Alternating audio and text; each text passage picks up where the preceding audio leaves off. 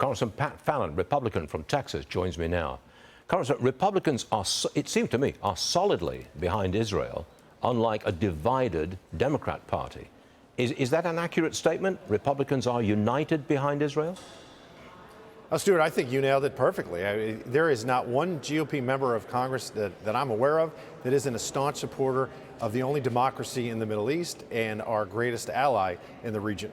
Unfortunately, on the Democratic side of the ledger, you're absolutely right. They are divided. I mean, the Vice President of the United States is not going to attend when the Prime Minister of Israel gives a speech to the joint session of Congress? It's her first foreign policy foray, isn't it? The first foreign policy move of her candidacy. That's it. And look what she's done.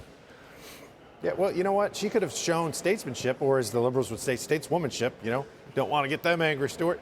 But I mean, she didn't, and she punted on it, and it's ridiculous. Next one. Democrat Congressman Pete Aguilar is dismissing claims that Kamala Harris is the border czar. He's dismissing that. Watch this.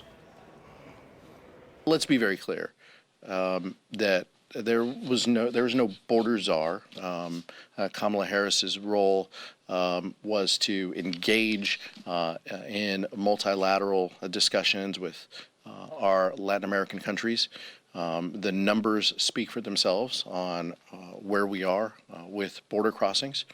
We are in a much better position than we have in the past. Efforts by House Republicans to carry the water of Donald Trump are just laughable and unserious.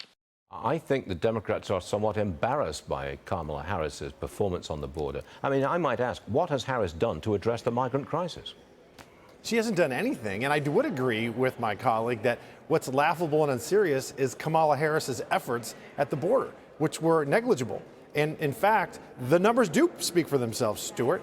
We had 5 million illegal border crossings from folks from Central America, and particularly the Northern Triangle, the three countries, Guatemala, Honduras, and El Salvador, since she was named the border czar. And in fact, and it's not the best numbers we've seen in a while.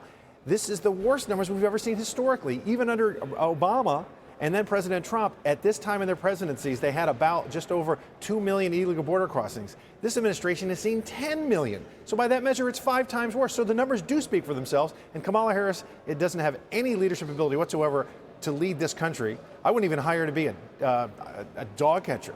I wouldn't hire her to run a Burger King.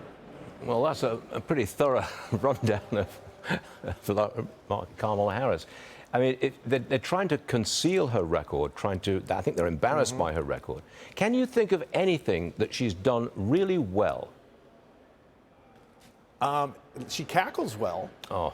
And Stuart, in all seriousness, that's what I was just thinking about when I was about to come on. I want the Democrats to name one accomplishment that she has achieved as either a United States Senator or a Vice President. What was under her portfolio that she can champion? And it's nothing. And now they're trying to shame any criticism of her at all. You're either a misogynist or racist. And I'm not playing that game. We care about who a person is, not what they are. Congressman Pat Fallon from Texas, thanks so much for joining us, sir. Always appreciate it. Thanks, Stuart. God bless.